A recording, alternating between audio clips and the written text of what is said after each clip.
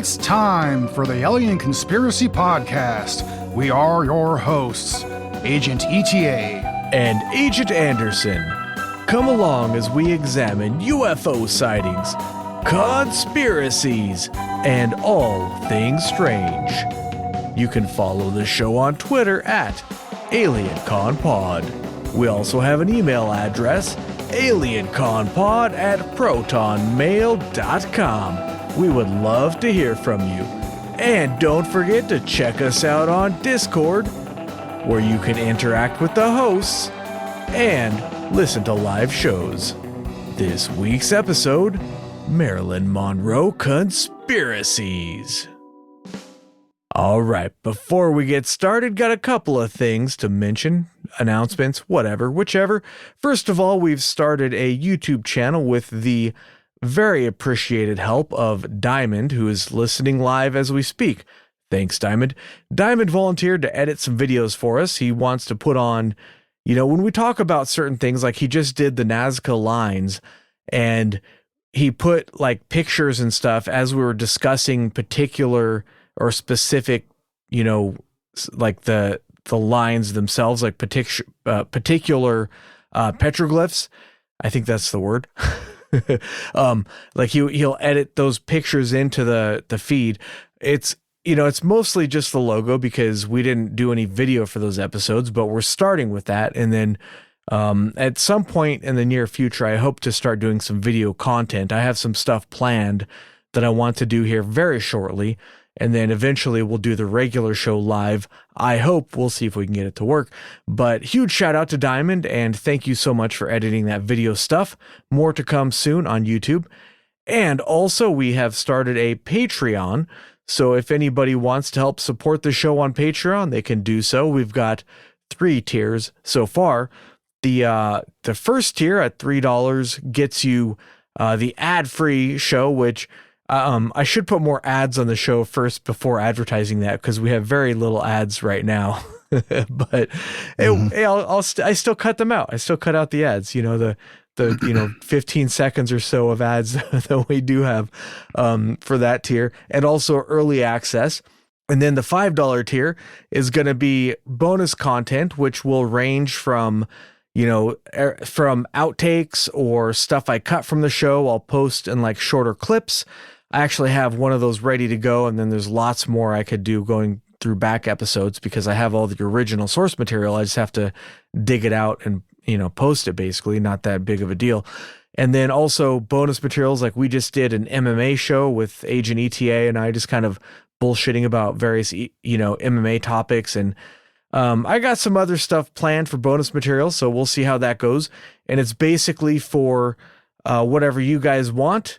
If you like it, what we're doing, let us know. If you don't, let us know what you want and we will change it. And then we have a $10 tier, which is you get to vote on the next show's topic. So I'm going to put up several things, maybe 4 things to choose from, and everybody gets to vote. And whichever wins, that's what we will do for the next show. So that's another one that we're going to do. A lot of shows have higher tiers even than $10, but I couldn't think of anything to justify like a higher price tag than that. So if you guys want us to do a higher tier, let us know what you'd want for that tier. Otherwise, we'll just keep it where it is. And if you have any suggestions to change it up, what do you want out of this Patreon? Because it's, to support the show, but it's also for you guys. So tell us what you want, and we will do our best to make that happen. So, all right, now that that's out of the way, let's get to the show. Marilyn Monroe Conspiracies. Are you familiar with this topic, Agent ETA? Yeah, I've heard about it. I remember hearing about it first, like on, I think it maybe was like the History Channel when I was really young or something like that, I'm not really familiar with all her movies. I know I've seen 1 or 2 when I was younger, just I was watching it just because I wanted to watch some like old movies, every once in a while I'll get into kind of trying to explore like older movies and stuff, because for the most part, I really haven't watched too many older movies, and not from that era, And so I seen a couple of them. I think one of them was the what is that? The 7 Year Itch, I think, is like one of her most popular ones. I Yeah. think, but I got to be honest, I don't remember a whole lot from it, because I watched it so long ago. But I am obviously very familiar with how popular and how big of a symbol she was in her era and her time, and even after she died, well after, even to this day, there's a lot of people that are still big fans of hers. She made a huge impact in the time that she was doing what she was, making films and such. And, Yeah. I mean, In fact, basically, I mean, she obviously she was a sex symbol for her era. Yeah. Well, in fact, that you mentioned that she's still popular today. I actually got the idea for this show from the woman who cuts my hair. Shout out to, well, you know who you are. I don't know if she wants to be actually shouted out on the show or not. Some people may not want to be mentioned on this sort of a show, but you know who you are. In Santa Rosa, the woman who cuts my hair was actually talking about Marilyn Monroe, and she gave me the idea for this episode, and I thought, that's actually a good topic. I remember hearing about that. I would like to do it. So shout out to the wonderful person who cuts my hair, does an excellent job. I appreciate your work, and that's why I keep coming back. And thank you for the show topic idea. That's where I got it from. But yeah, no, totally. Like, there's tons of movies, and I watched some clips leading up to this episode, and like, it's easy to understand why she was just so popular, because it wasn't just the looks. Obviously, she was gorgeous, but she was very charismatic, Like, there's this anecdote where, I don't know if this is true, but like, there's this anecdote where she was sitting in a cafe, like in disguise with one of her friends, and like nobody recognized her. And her friend was kind of like, how come nobody recognizes you? And then she like took off her sunglasses and like put her hair out or whatever. And like people, without her even saying anything, people just like sort of turned around as if the sun has just started shining, and you can see that in her performances. Like, she was just so just charismatic. It's just one of these really special people that just somehow, lights up the room. Like, if you're in a room with 150 people, that's the one everybody notices, kind of a thing. Yeah. But I don't know if that anecdote is true or not, and I may have been messed it up a little bit, but I believe it, after what, I've met people like that before. I mean, not to that level, you know what I mean? But like, there are certain people you'll meet throughout your life. You're like, damn, I want to like this person. I can't put my finger on it, but they have charisma. Like you said, like they just exude it, I mean, so, I mean, I would believe that. I think it's probably true because, she obviously was, I mean, there's a lot of, stories about her lighting up a room and such, when you hear people talk about her just in general, people that knew her, they would talk about that, that's one of the common things that people would mention, people that actually knew her, so I think it's probably true, I mean, she obviously had something going on besides just beauty. She was talented too. I mean, she was a good actress, Yeah. So, I mean, well, I mean, there's lots of good looking people out there, but they don't all end up in movies. So there's, she had a little something extra besides just her looks going for her. But all right, let's get into some specifics of her story. So her actual name she was born Norma Jean, and sometimes Norma Jean Baker, because I think there was like, her mother married a dude with the last name of Baker, but we won't go into all that different stuff. But anyways, Norma Jean, aka Marilyn Monroe, was born in 1926, and she died at a very young age of 36 in 1962. She was probably like the biggest sex symbol ever, like ever out of anybody, known as the blonde bombshell. And she was so sexy that we still know about her today. There's a lot of her contemporaries who were, arguably just as good looking, maybe even more so, but we don't know any of their names, but we know her name. And there's a reason for that. During her career, her films grossed $200 million, which would be about $2 billion in today's money. That's a lot, ridiculous amount of money. And like this is back in the day too, like $200 million. I don't know what they were charging for tickets back then, but it was probably like a nickel or something. So that's like pretty much everybody on the planet saw her movies, a lot of people. She was unbelievably popular. So as a young person, she married at the age of 16 to a guy named James Doherty. And apparently she seemed to do this to avoid going back to an orphanage. So her her childhood was very rough. She bounced between various foster care houses, and her mom was very young, and at one point was admitted to a hospital with like schizophrenia, like she was unable to function. So, I mean, you could just imagine having a parent like that and being bounced between foster houses. And some of the foster homes seem to be okay, but there are reports where she was actually molested at some of them. And I'm sure it was the same back then as it is now. But nowadays, like, I've known several people who went through the foster care system, and it's basically like an all-you-can-eat buffet for perverts. Like, they basically molest kids, and there's very, very seldom is anything ever done about it because nobody cares about these kids. But probably she grew up being molested off and on, which is kind of depressing. And I'm sorry to start the episode off on that, but I think it's important to set, the basis as to, where she's coming from and her character and, some of the stuff she overcame to become as famous and successful as she was. She was really climbing an uphill battle there. I mean, most of us don't have that sort of adversity to deal with, and we don't become anywhere near as successful, Yeah. But she married very young, and she became a housewife, and they actually lived on Catalina Island. And her husband was posted to the South Pacific in 1944, as, pretty much every able-bodied young man was at the time. Not in the South Pacific, but if you look at World War II, like pretty much every guy in the country, was sent to war. Just about. It is, we could do a whole nother episode on that. It is just, but I don't want to because World War II sucked. It was, really shitty times. But when he went to war, she moved back to Van Nuys, where she was basically from the area. While she was there, a photographer named David Conover noticed her. He just saw her and said, "Hey, you're pretty. Let's take some pictures." This led to her signing a contract with 20th Century Fox and a modeling agency named Blue Book.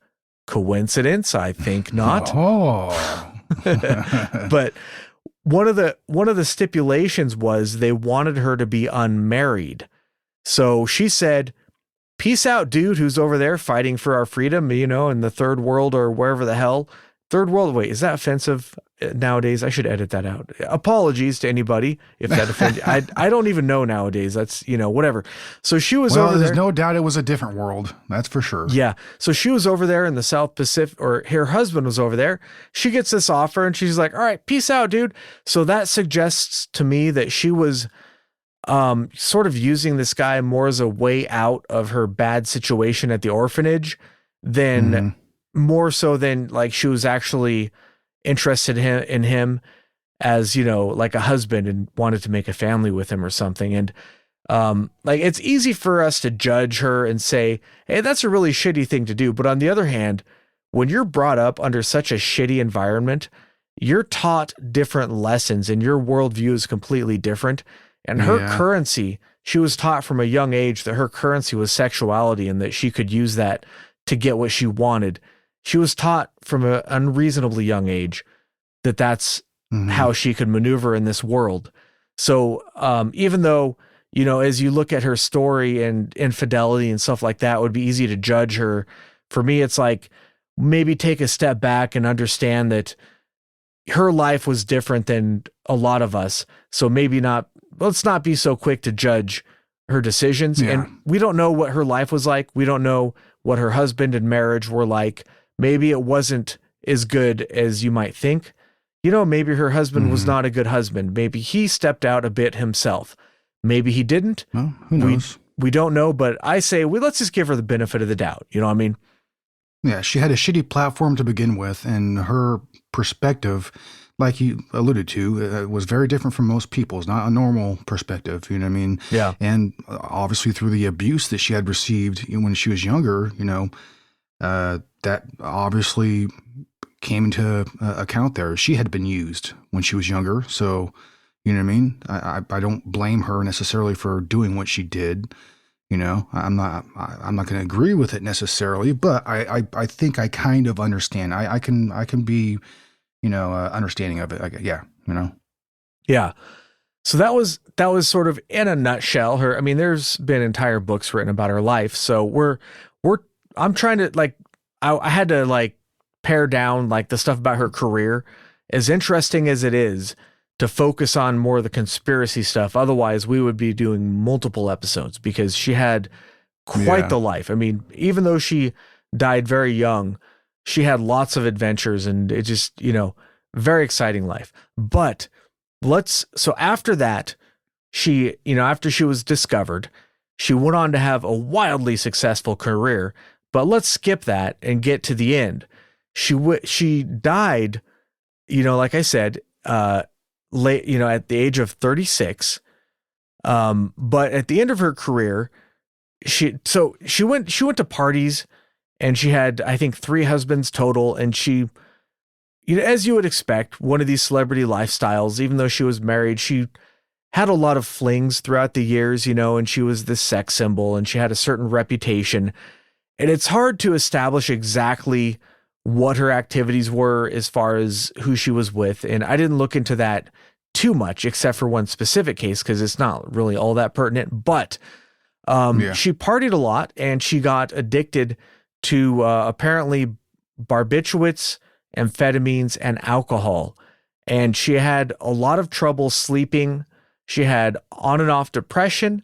She had problems with self-esteem, which I find that hard to believe. Literally every man in America thought she was the hottest thing they'd ever seen, but she had self-esteem problems. But that's, mental illness is not rational. You could be No. you could be the smartest person on the planet, and if you have a mental illness, you could think that you're as dumb as a rock. It's not rational. Just as like depression is not rational. None of this stuff is rational, but she suffered from this stuff. And I think a lot of it may have been tied to these drugs. Barbiturates and amphetamines and alcohol are fucking nasty drugs. They are nasty. Yeah.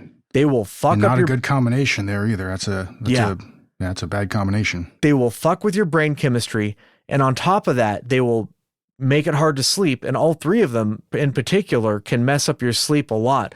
And when you're not getting good sleep, that can also mess up your brain to it was just a bad combination, and she was in a very bad place. So she was, by the end of her career, she was on a lot of drugs and had difficulty filming movies. Like she had trouble remembering lines, or when they were ready to film in the morning, she would be passed out because of the drugs, and they would have to put her makeup on while she was still unconscious, stuff like that. And it was just, a downward spiral where it's like, I wish that somebody could have done something for her, but at the end of the day, nobody can make her stop taking those drugs. She's got to make that decision for herself, kind of a thing.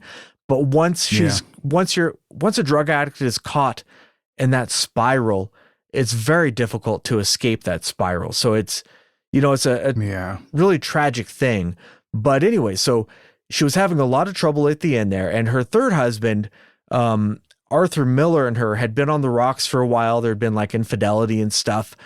And they were essentially, when she was filming the last movie she did, they were essentially divorced before they actually got divorced. And he was actually, Arthur Miller is actually the writer for that movie. And they got divorced in January 1961. And her life was basically a complete mess at that point. She had health problems, and she had like endometriasis, I think is what it's called, where What the hell is that? I think it's where like cells from your uterus will attach to your colon and start growing, and it's like incredibly painful. Really? And we have treatments for it nowadays, which can be simple. For example, birth control is one of the things that can treat this nowadays, but back then they probably didn't have this, and it could be like excruciating. So she was possibly in pain a lot of the time, which might have contributed to her, her drug addiction. But Yeah. it's like you can treat it with like birth control. So that can help mitigate the symptoms, which, by the way, all these conservative companies who want to get involved with not prescribing birth control, it's like there are uses for that besides just, that's another show. Maybe let's not get involved in political stuff. Sorry. But anyways, so they got divorced in 1961. She had health problems. She was hospitalized for depression for a month at some point. She had to go into rehab for a week during filming one of her movies. And she moved from New York back to California and bought a house there. And, very shortly thereafter, in 1942, on August 4th, she passed away in her home in Los Angeles. Now, that's like the short version. Let's talk a little bit about her last day alive, because there's a timeline that we know about.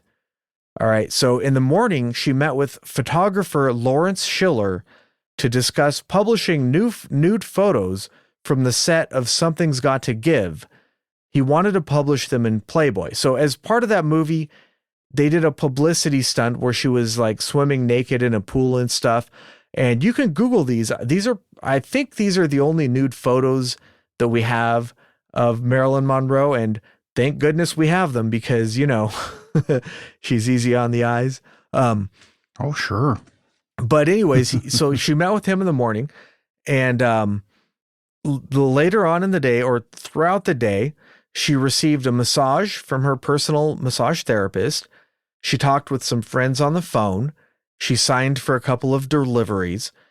Her housekeeper, Eunice Murray, was present at the house from the morning. Her publicist, Patricia Newcomb, had stayed overnight and was there from the very morning. And apparently they had some argument about something or other, because Marilyn hadn't slept well that night.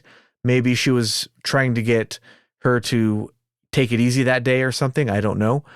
I couldn't find any more details on that particular bit.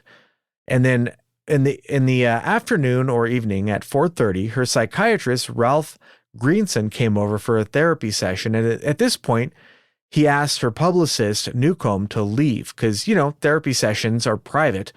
And you want, the doctor wants the patient to have that, be able to have the comfort to have, in privacy. Yeah, exactly. Talk about stuff without other people hearing it, basically.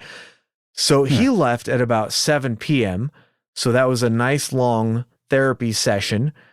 And he asked the housekeeper, Murray, who was still there, to stay overnight.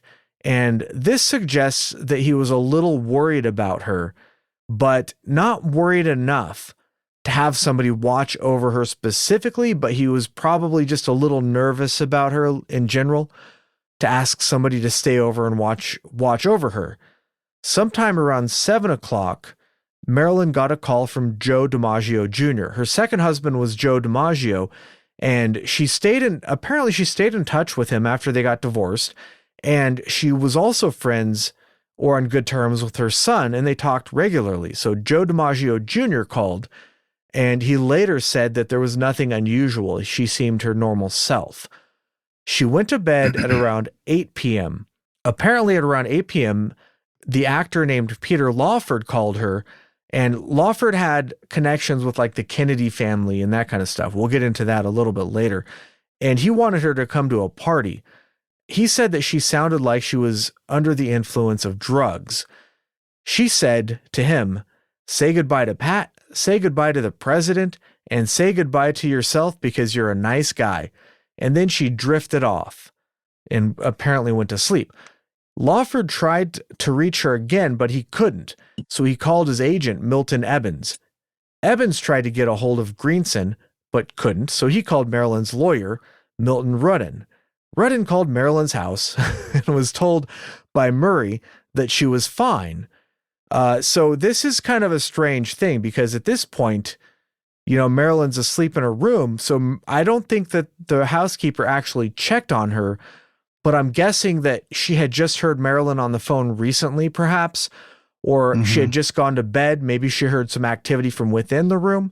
Maybe the lights were still on in the room. So she just assumed that Marilyn was okay at this time. So at 3:30 a.m., the next thing we know is that the housekeeper, Murray, woke up and felt that something was wrong. She saw light from under Marilyn's door and found the door locked. She called Greenson, the psychiatrist, who advised her to look through a window. She did so and saw that Marilyn was lying face down, covered in a sheet, and holding a telephone receiver in her hand. And later it comes out that she was actually, it's often pointed out that she was naked under the sheets, but I'm not sure if that's like super relevant whether or not she was naked, because we don't have any witness testimony that I was aware of, somebody finding somebody else in the room or whatever. Maybe she just slept in the nude, and maybe she had silk sheets. It's very comfortable. Why not? Who knows? But anyways, the Greenson came over and he broke the window, and when he got into the room, he discovered that Marilyn Monroe was dead. He called the doctor, Hyman Elberg, who was her personal physician, who arrived at about 3:50 a.m. The doctor officially confirmed that she was dead.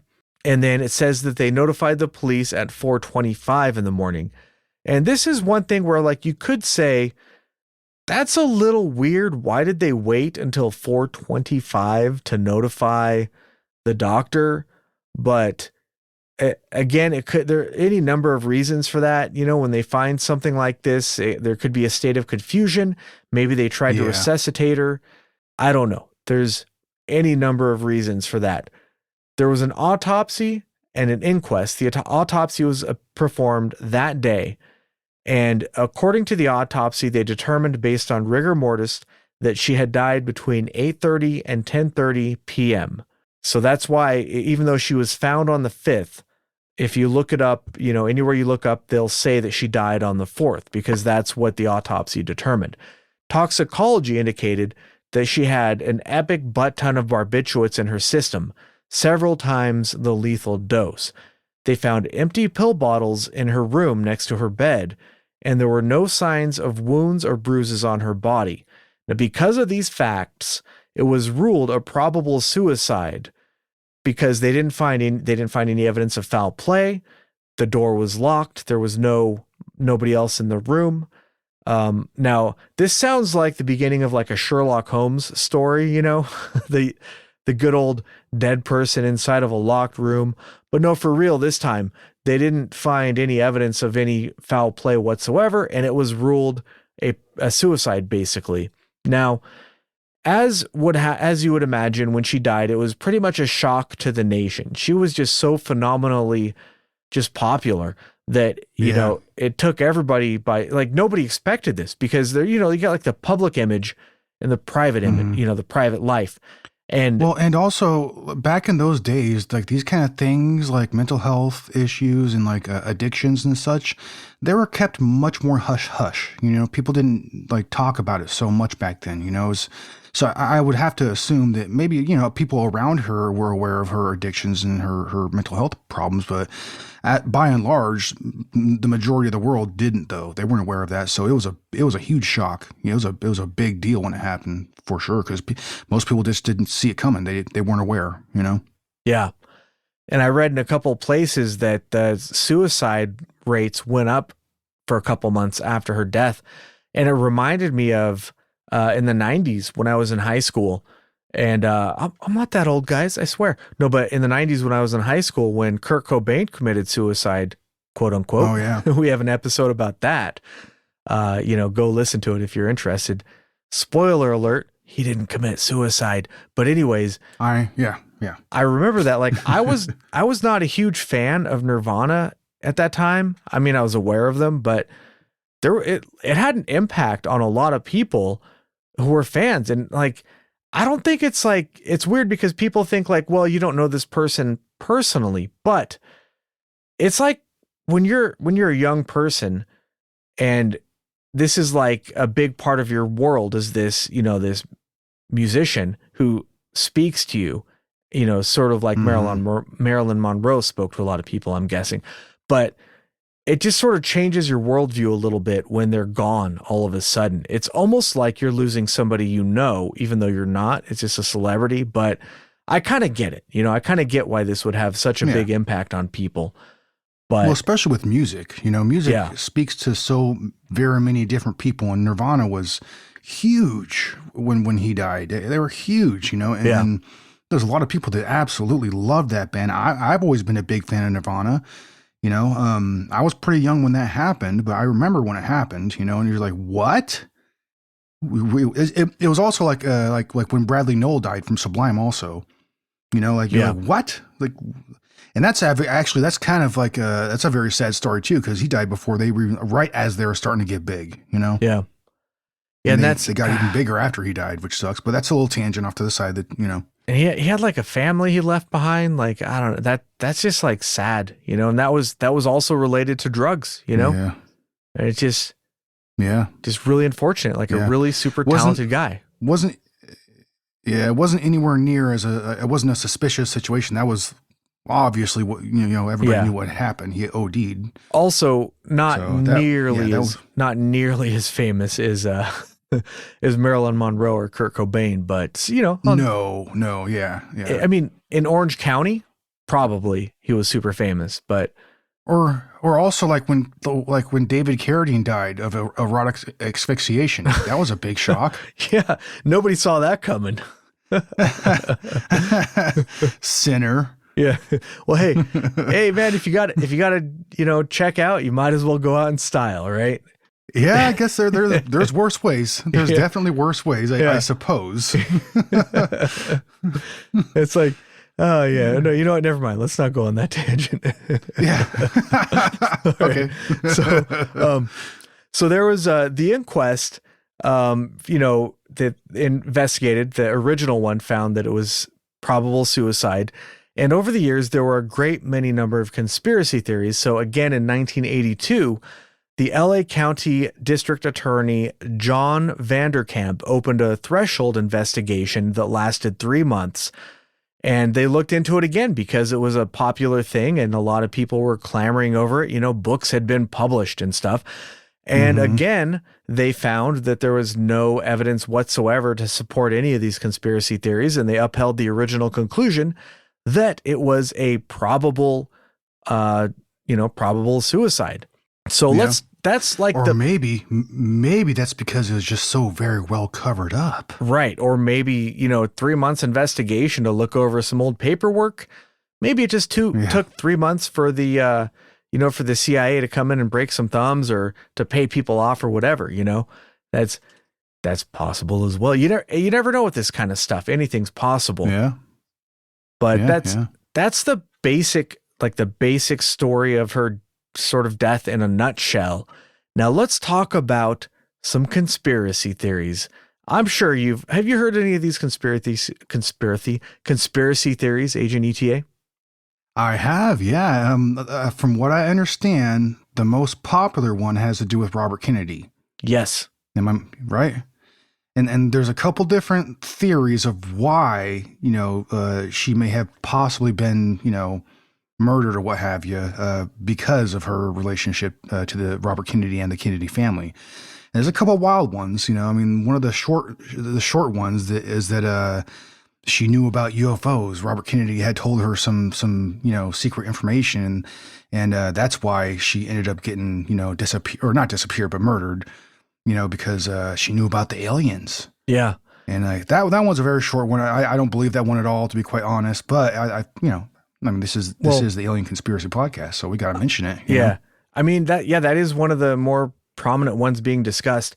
Now, just as an aside, go look up a picture of, she was rumored to have had affairs with both Robert Kennedy and JFK, the president. Uh-huh. Go look up pictures of those dudes. They were apparently very popular with the ladies. I look at just their pictures and I'm like, how? What am I doing wrong? Well, JFK. How? JFK was legendary for his affairs and stuff, And that's another thing, like I had said earlier, back in those days, they kept that kind of stuff very hush hush. They're all cross-eyed and goofy looking, dude. I mean, there's guys who are popular with the ladies. I'm like, all right, I can see that. But you look at the Kennedys, I'm like, how? They don't. Well, shit. Maybe there are a bunch of tripods, dude. Yeah, maybe that, or maybe they just had really good pickup lines. You know what I mean? I don't know, dude, but Yeah. apparently they were very popular. And I did a Well, little they were very searching. powerful and influential, that whole family, you know. Oh, that's true. That's for dang sure. Yeah. And very wealthy, too. So I looked into it a little bit, and it's hard to find information because, like, here's the thing. Like, the only people who are going to know who they're sleeping with are going to be the people who are very close to them, friends and family. And that stuff is generally kept on the lowdown, as Agent ETA said. Like, I'm not going to go on Twitter and say, hey, my friend such and such just slept with such and such. Like, nobody really does that. It's like, if somebody's sleeping with somebody, especially if there's infidelity involved, most people tend to keep that on the DL, you know? Like, that's, it's not so much nowadays, but back in those days for sure. It depends. But yeah, especially back in those days, it was considered a private matter, you know? But rumors abound. And even back then, a lot of people believed that Marilyn Monroe had slept with both brothers, and her Happy Birthday, Mr. President deal that was not that long before she died. Yeah. I'll stop. Never mind. That did not help matters at all, because when she did that, I mean, come on. You know what I mean? Come on.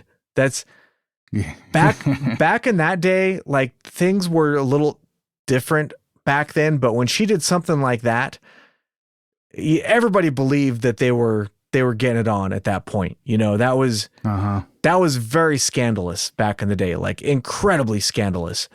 So people believed back then, and I did find some witnesses who said that, yeah, she was at a party, you know, in Palm Springs at Bing Crosby's house, and they, you know, her and the president slept together once, and people said that they were both very interested in each other for a long time. They just never had the chance to meet up because they were both very busy with their different pursuits. And there are some anecdotes that she slept with Robert Kennedy at some point. I think that that's believable, that she did have a fling with one or both of them, because that was just the lifestyle that she led, and that was the lifestyle that they led, that they just partied a lot and they had a lot of flings. But it's hard to substantiate specific incidents, and it certainly does not seem like they had a full-blown affair, you know, especially not with JFK, because that's not what he tended to do. Like, he would bang like 3 different chicks in a day sometimes. Like, he did not have affairs, and it appears that his marriage was just one of convenience for like political reasons. It didn't seem to be a real marriage even, you know? So the idea that they had like an affair, and that's why that's the foremost conspiracy theory, is that she had an affair with one or the other or both Kennedys, and for various reasons they murdered her to keep it under wraps. But it's like, dude, JFK was like banging everybody, and everybody knew it. It was not like a big secret, you know, and I'm sure Robert Kennedy had a lower profile, but it wouldn't surprise me if he was doing the same thing. You know, one of the things that kind of strikes me about that too, and who knows like what their relationship was really like, but Jacqueline Kennedy Onassis, that was a beautiful woman. Why would you want to cheat on her? Yeah. You know, like, I mean, like I said, maybe their you know, relationship was just, you know, one of convenience, like you said, and they really didn't get along after a while, what have you. But it was a beautiful woman. I wouldn't have cheated on her. I mean, as long as I got along with her, obviously, you know, you'd have to get along to get along. But yeah, it's that's one of those things that always kind of struck me. I was like, whoa, dude, I don't know why you'd do that. But who knows? Maybe, who knows? Who knows what the real situation is? Why are you stepping? Yeah, who knows? I mean, it's hard. Again, it's hard to find solid information on this, but it does appear that his marriage with Jackie was somewhat arranged. So, I mean, they might not have been intimate at all, you know, or very frequently. Maybe they never loved each other. Or, you know, it was just convenience, like you said. I mean, I found one anecdote that said that Kennedy's parents paid her like $1 million to go in on the marriage. Like, I don't know if that's true. It'd be very difficult to prove that sort of thing. I couldn't find any like hard records on it or anything, but you know, if something like that happened where she was given an opportunity like that to, you know, to basically for upward mobility. And she say, well, it'll be a marriage of convenience basically. And, neither one really took the marriage seriously, and they both understood it was just sort of like a political arrangement, and it benefited both of them for various reasons. Mm-hmm. I think that's a real possibility, but I mean, she was definitely aware of his infidelity because everybody was, it was not a secret. Even at the time, it was not a big secret, Yeah. But everybody knew. It's like, if everybody was aware of it, the infidelity, it seems strange to me that they would choose Marilyn Monroe. Okay, just this one person that he slept with. We got to kill her because she'll spill the beans on our affair. It's like, well, the beans have been spilled. There's no beans to spill. Yeah. There's no. And when she did her happy birthday, Mr. President, that was kind of spilling the beans very publicly anyways. Whether or not she had actually slept with him at that point, everybody would have assumed that they did. And let's not worry about the private life. Let's just look at that move. Like, that was a fucking genius publicity move on her part, if you think about it. You know what I mean? Oh, yeah. Like, she shows up at a guest at his birthday party, which happens. Presidents get celebrities at their birthday parties all the time. And then she pulls this stunt. And then that was like national, probably international news. I don't know if that was her idea. I don't know whose idea that was, but fucking genius, dude. Like, come on, dude. Brilliant. Yeah. Absolutely brilliant. Yeah. But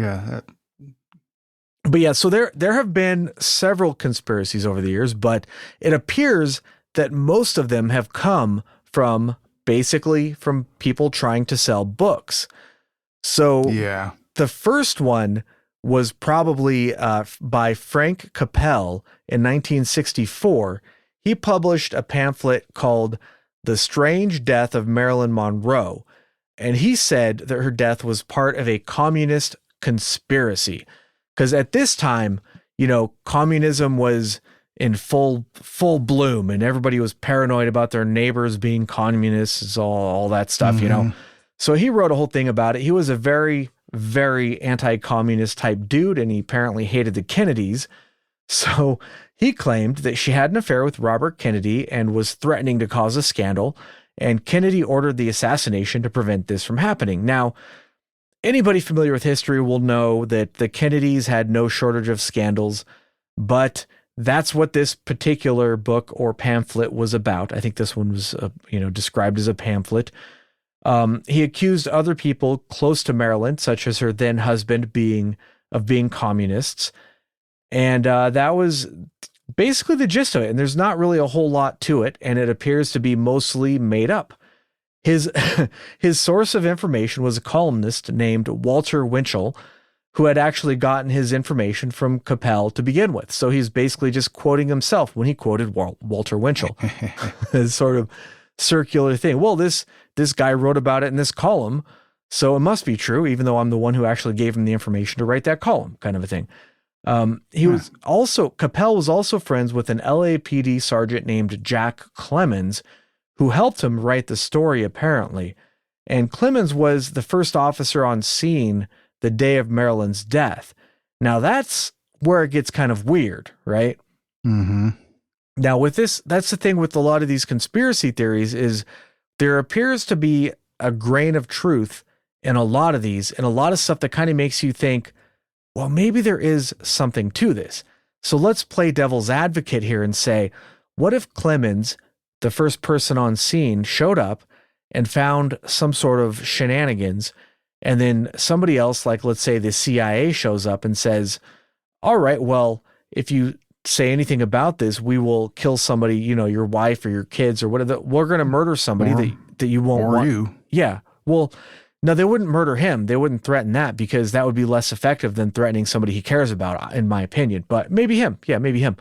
But so he claimed things later on that he didn't put in the original report, like that the housekeeper was washing the sheets when he got there and stuff like that. But it kind of makes you stop and think, well, maybe he was too afraid to claim these things, originally, and later on, maybe he came out and said these things because maybe he felt guilty, or maybe he wanted the truth to come out. I mean, just to play devil's advocate on that. But maybe he was making, we just don't know. Was he making this stuff up for publicity, to make a name for himself, to sell books? Was he promised a percentage of sales of the book? Or was he really coming out because he needed a clean conscience? We just don't know. The only person that could tell you that would be Clemens, unfortunately. And, he's probably, I'd have to look it up, but he's probably no longer with us, unfortunately. But so Clemens apparently also hated communists and the Kennedys. At some point, Clemens and Capel sent letters to the FBI about the Kennedys, alleging affairs and, stuff about Marilyn Monroe and that kind of stuff that sort of supported the pamphlet or book that they had written. And, maybe it was all just part of a ruse to gain publicity for the narrative they were trying to push. And they were trying to basically make a bunch of money selling this stuff. That was probably the first one. There was a bunch of other stuff in the 60s, discussing her death. And it was probably something that was definitely like in the zeitgeist of the time that people were talking about, as often is when celebrities die.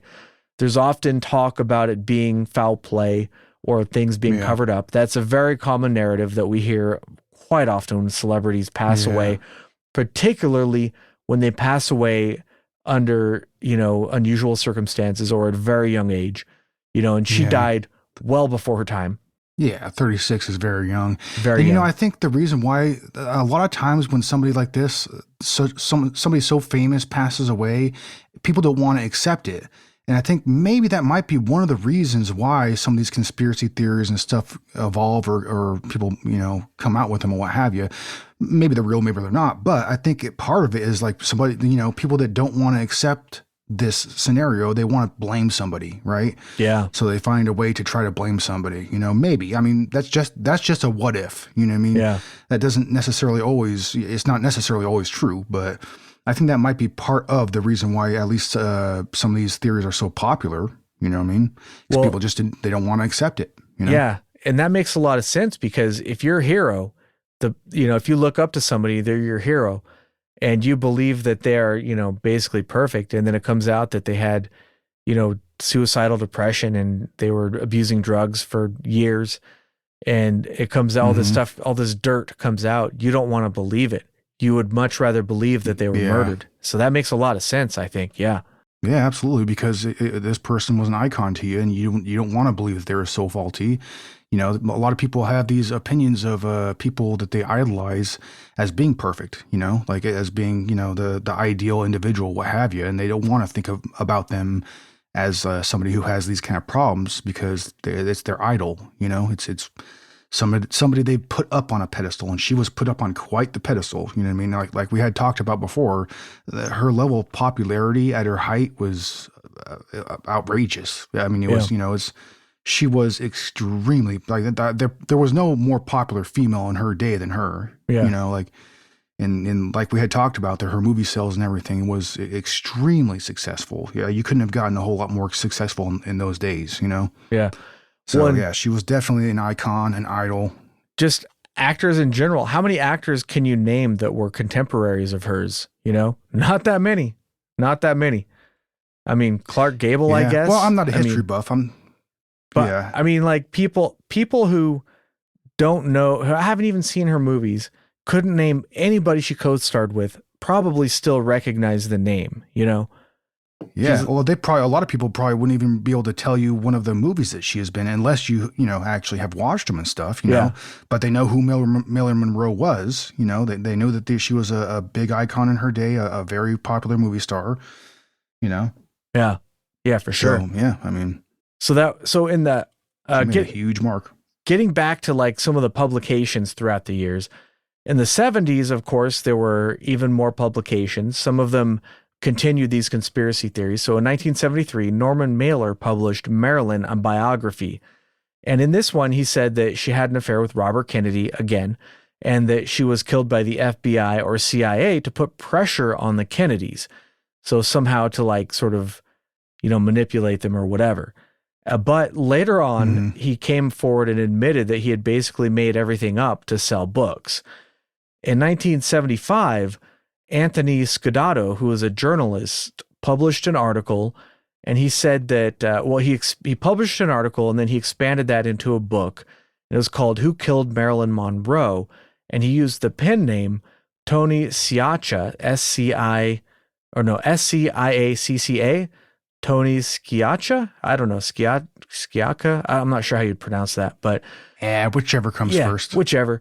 But I mean, come on, if you're using a pen name, if you're a journalist and you're using a pen name, I don't know, that's a little sus. But anyways, he claimed that Marilyn kept a diary in which she wrote sensitive political information that she had gotten from the Kennedys, and that her house had been wiretapped by Jimmy Hoffa. And these over the years, these things sort of build on each other. So in the 80s, we get, of course, more books and things being written. And this time around, she was murdered by the mob boss, Sam Giancana, or maybe Jimmy Hoffa, or both. Then there was a new claim that her body was badly bruised and that this had been covered up. And this came from a witness named Lionel Grandison, who had actually worked at the coroner's office at the time of Marilyn's death. But, he also said that he saw her secret red diary at the morgue. But he's not really that great of a witness. Some question his reputation because he was apparently fired for stealing from corpses. Okay then. One of those kind of guys. And also, like, why would her diary be there at the coroner's office? Yeah, she was naked, that makes, guys. I don't know. They found her naked. Makes no sense. Yeah. But, I mean, I just thought about that. Like, dude, you're stealing from dead people and you got caught. That's like the worst criminal ever. Like... Mm-hmm. You got, I don't know. How could you possibly get caught? But anyways, there's another book written by Anthony Summers called Goddess, The Secret Lives of Marilyn Monroe from 1985. And in this book, Marilyn Monroe had affairs with both Robert and John Kennedy and threatened to cause a scene that would have negative political ramifications. So Robert Kennedy and Peter Lawford enabled her addictions to prevent her from going public, so they encouraged her to take drugs. She accidentally overdosed and died in an ambulance on the way to the hospital. Robert Kennedy, wanted to leave LA before this went public to avoid being involved. So he, Lawford, and the Kennedys and J. Edgar Hoover in this version staged her death at her home.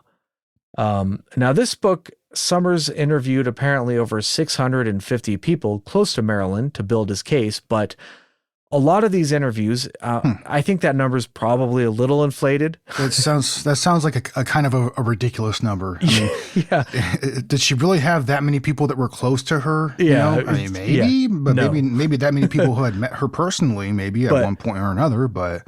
A lot of these interviews were second, third, and fourth hand stories. Like this person told this person told this person told me that they saw Marilyn Monroe clutching this or doing that or whatever. So these interviews are highly suspect, not really all that reliable.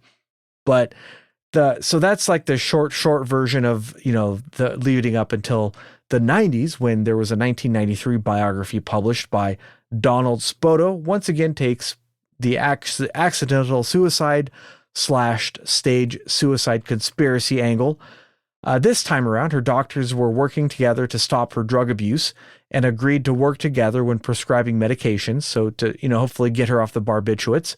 And anybody, by the way, I don't think we mentioned barbiturates were sort of like the predecessor to the modern day benzodiazepines. They were often prescribed for like sleep disorders or for anxiety and stuff like that. But they had a lot of problems. They had a lot of nasty side effects, and a lot of people got addicted to them and, ended up dying. Or often it wasn't, the drug didn't necessarily kill people, but it seemed to be a correlation with severe depression that would end in suicide quite often. And I noticed this one time because my vet, is a strange story, a little side tangent, but my dog has seizures, and the dog's vet prescribed a medication to my dog. I forget exactly what it's called, but I looked it up, and it's basically, an old school like barbiturate type drug. And I noticed this because I was watching a B movie on what is that? A Mystery Science Theater. And I was like, Oh, yeah. it was like a movie about piranhas or something. And I was like, dude, that lady looks exactly like Marilyn Hemingway, but it's not Marilyn Hemingway. It looks exactly like her though. Like, so I looked up the movie and it was her sister. I'd never heard of her sister before, but it turns out she had been addicted to this drug and committed suicide at a very young age. It's the same drug that my dog takes for seizures. I was like, wow, but obviously my dog's not getting hopped up on goofballs. It's a very small dose just to keep him safe. but it's a little side tangent there, but like these drugs are nasty and benzos are bad, but barbiturates are worse. So I forget what it's called. Anyway, it doesn't matter what the drug was called, but anyways, little side thing. But so anyways, in this particular conspiracy, the doctors were trying to get her to stop taking the drugs. So they agreed to work together when prescribing them. So she somehow persuaded one of the doctors to prescribe her some of the drug, in this case, Nembutal, Nembutal, Nembutal. And she tricked the one doctor. The other doctor didn't notice this and prescribed her a chloral hydride enema. And the interaction between the two killed her. The doctors didn't want to go to jail, so they staged the suicide. And he points out in this book, also certain discrepancies in the witness statements, such as Arthur Jacob, who is apparently one of her publicists. His wife claimed that he had been notified of her death at 10:30 p.m. And there are a couple of other inconsistencies like this pointed out in the book, but also it appears, so this is where you get, like if you Google this, you'll find on certain places, people will say that, yeah, Marilyn Monroe was totally into enemas and was like totally crazy into enemas and stuff. But that appears to be from this book. And it actually seems like Donald Spoto was the one who was super into enemas and like, sadomasochism and weird stuff like that. And he put that stuff into the book based on zero evidence. It almost seems like a fantasy of his that Marilyn Monroe was having enemas. And it's like, you can try Googling it, but it's really hard to find any actual evidence that Marilyn Monroe was a proponent of enemas or that she had them regularly or anything like that. It appears to be invented by this author, but it's one of those weird things where if somebody says it, sort of like, if you guys have heard the Richard Gere gerbil thing, it's one of those things where good luck researching where that one comes from, and people who choose to believe it do, and people who don't. But I get the impression that was made up by somebody who just didn't like him, Yeah, it was for whatever reason. That was kind of a weird thing. I remember hearing that when I was a kid, hearing that joke. Yeah. I want to say it was a stand-up comedian or something like that I heard it from first. But for whatever reason, that was one of those things that, like, I mean, even back in those days, it wasn't going viral, but it's kind of the same thing. It garnered a lot of popularity, and a lot of people chose to believe it. It seems like too, which. Yeah.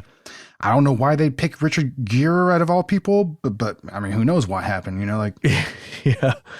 I think it's somebody that just didn't like the guy. Yeah. I remember hearing the story in middle school, and somebody had said that Richard Gere liked to feed gerbils. It was real elaborate story. He had them declawed, fed them cocaine, and stuffed them up his butt for sexual reasons. Yeah. He liked to butt chug gerbils. I was like, I remember as a child being very confused on this concept. Like, what? Like, what? Wait, what? Why? What? Yeah. I don't understand that at all. I'm just going to pretend I didn't hear any of that. Mommy, I don't like it. Yeah, pretty much. But all right. So, John Miner was a prosecutor with the official investigation, and he claimed, now this is later on, and, he claimed that the autopsy indicated that an enema rather than oral ingestion was what caused the overdose. But again, if you look at the original autopsy, that's not supported, but he says that it is.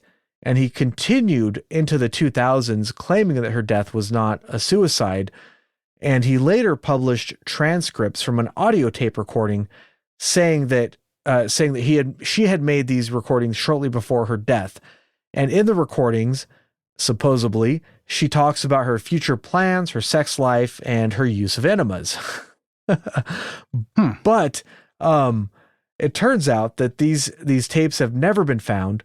And although he mentioned them in the 1982 investigation that I mentioned earlier, Minor told them about the tapes, but he didn't mention anything about transcripts, and he never turned the tapes over.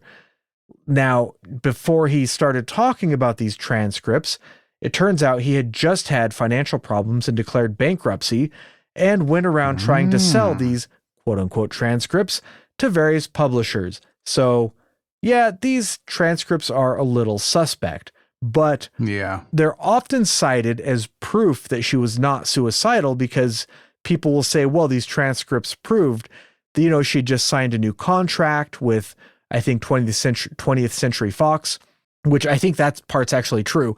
And she had future plans and that kind of thing, but that may all be true. Even if she did have transcripts talking about her future plans, that's not really how depression works. It can come and go. Somebody can be feeling fine all day, and then, when the lights turn down or whatever, they lay down to go to bed, it can just hit them all of a sudden, and then they can just they can just feel suicidal on the moment, and then that can just be overwhelming, and then that can be the end for them. That can be it. They got a bottle of pills handy next to their bed, and that's it. They take those pills, and that's it. Yeah. So, well, and also sometimes there is like accidental suicide when it comes to drug use, because who knows, like in the moment, how far her mind was gone. She might have forgot that she took as much as she did, and it ended up killing her. Well, it's a possibility that has happened, Based on the toxicology and the empty pill bottle, the prescription was from like a day before. That seems to be unlikely. It seems like she just took all the pills at once. And well, according to the toxicology, like based on the evidence, they could tell that she took all of them at once because it looks different than if she took them over time. So it does appear that she took all of them at once, So I mean, anything's possible, but she had been taking these drugs for years. So she would be very aware of what dosage was appropriate for her own body and what she was accustomed to. She wouldn't have, the toxicology said that it was many times a lethal dose. So if it was just over a lethal dose, maybe it could have been accidental, but many times a lethal dose suggests that it was intentional, Yeah. Whether and also like these are strong drugs we're talking about, but it's not like fentanyl, like fentanyl nowadays. There's plenty of accidental overdoses with that, just because people don't understand like the how potent it is, and like it's one of those things where it doesn't take much, especially if you have pure fentanyl, like in powder form or something like that. Even like it doesn't take much. It's hardly at all to overdose on that stuff. It's strong. It's so strong that just a couple of grains is probably enough to make you overdose. It's that potent. Yeah, if it's pure fentanyl. It's like really, really potent, incredibly potent stuff. Mm-hmm. So yeah, so those are like, that's just like a really short summary of some of the stuff that's been published over the years. But if you look at the conspiracy theories and then you look at what's been published and the evidence involved, like it kind of appears that it's really all just kind of made up. There doesn't really appear to be any evidence at all. There's a couple of grains of truth here.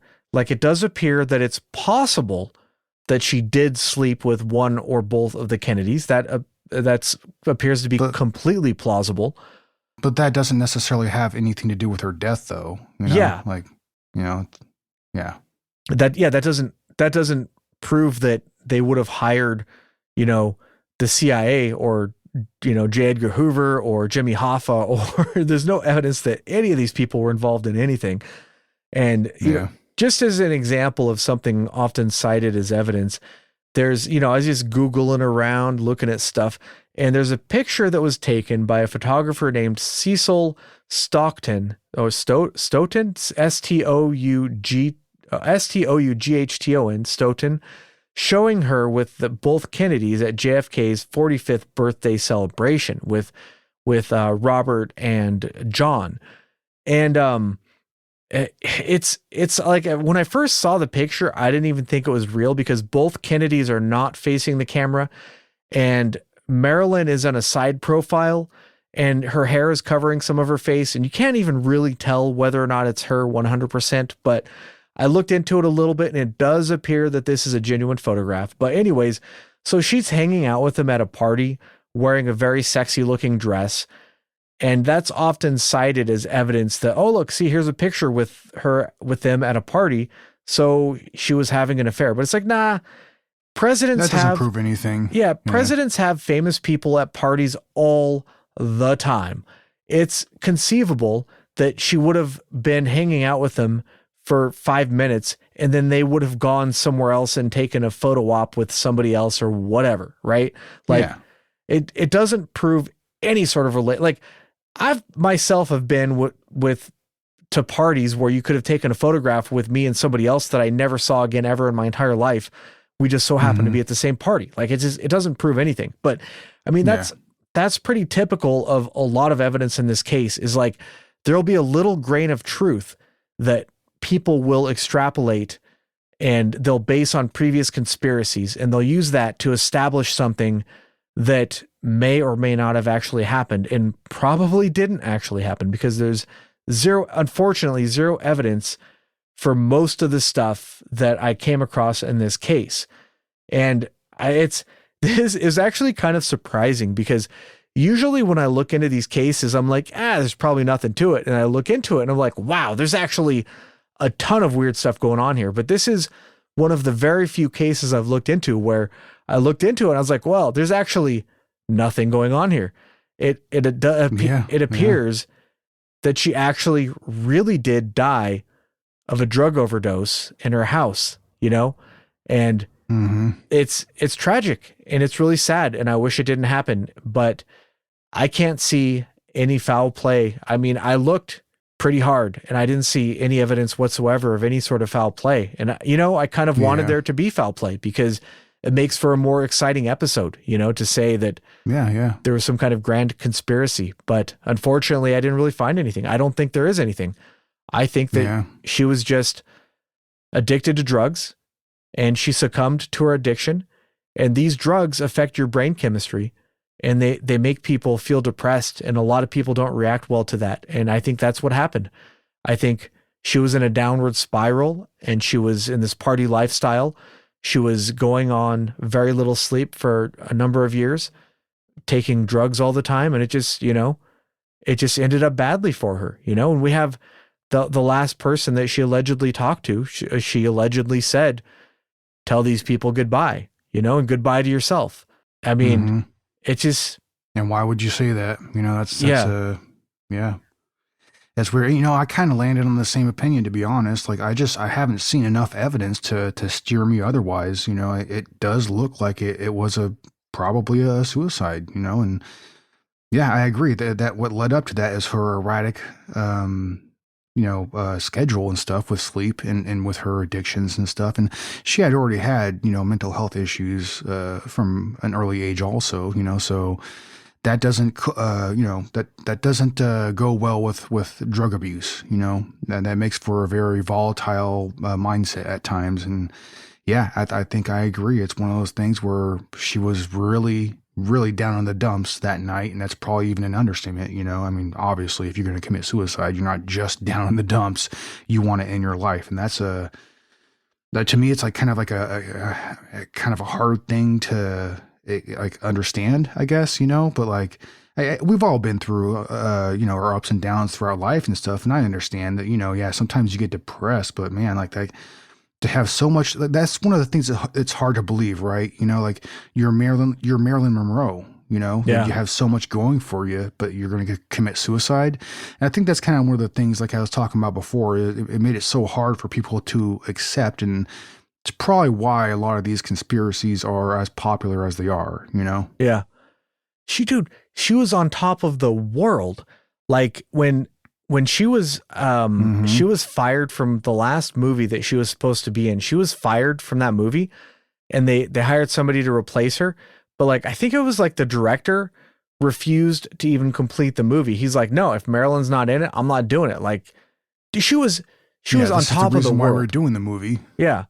So, I mean, it's just, Yeah. you cannot overstate just how successful she was, you know, and during her career, she did have a lot of ups and downs, and she did have to battle the studios, you know, for contract stuff, and, you know, they didn't want to pay her. And there's a lot to her career. Like, there's a whole lot of interesting stories about her life that don't revolve around the tragedy of her death. But, you know, for this show, that's what we talk about, is that kind of stuff. And it's just sad. You know, this is just a sad case where it's like, I feel like she had so much more life to live, and her story was cut short. And I wish it hadn't been, you know? And I read a study once. I saw it in the news or something. I read this article about how they did this study, and they found that people who are suicidal, if they can get over that, there's like a short period where they will actually commit suicide. And they found that if they can get past that short window, then most people are able to recover and go on to live normal lives. But there appears to be this short window where they reach rock bottom, and some people don't make it through that window. And I mean, I don't want to get too cheesy, but there's suicide hotlines, and there is help for people out there. It's, you know, if you listening to this feel like you need help, there is lots of help out there. You know, you got suicide hotlines, you have resources, you have, you know, people you'd think don't care about you. You're wrong. They do. Don't be afraid to reach out to friends and family, even people you haven't spoken with in years.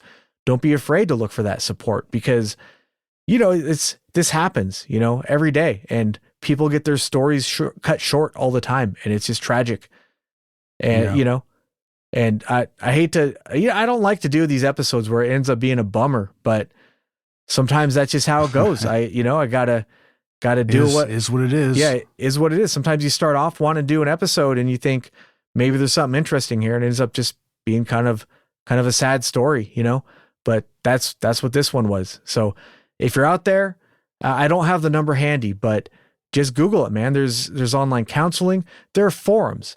There are forums where you can go and post, say, I'm not feeling good. And there are people who are willing, strangers, complete strangers, who are willing to come out and talk to you and say, hey, it's all right. You know, I've been there. Yeah, because they've gone through those experiences before, and they made it through, and now they care about this. This is a subject that is very important to a lot of people. You know, there are plenty of people out there that would be more than willing to help you out with something like that, and they don't even know you. They're like you said, they're complete strangers, but they care. You know, they genuinely care. So no matter, it's an important issue. You know. Yeah. So no matter how isolated and alone you may feel, it's like I was saying earlier, you know, in the episode, it's a mental disorder, and your current perception of reality is not how things really are. People, even complete strangers out there, really do care about you, you know? So, not to be too much of a bummer, I just wanted to throw that out there at the end of the episode. Just, you know, hopefully if just one person hears that and it, you know, gets them to think for a second, all right, maybe I'll just take a pause here. Maybe I will call this person I'm estranged from, or maybe I will reach for help or something, you know, and realize that your current state of mind, that's not what it's going to be forever. That's just your current state of mind. Get through it. You know, you can get through it. But all right, on that note, I think it's about time to wrap it up for this week's episode. Could we get a keep it strange, Agent ETA? Hell yeah. Everybody, thanks for listening, and keep that shit strange.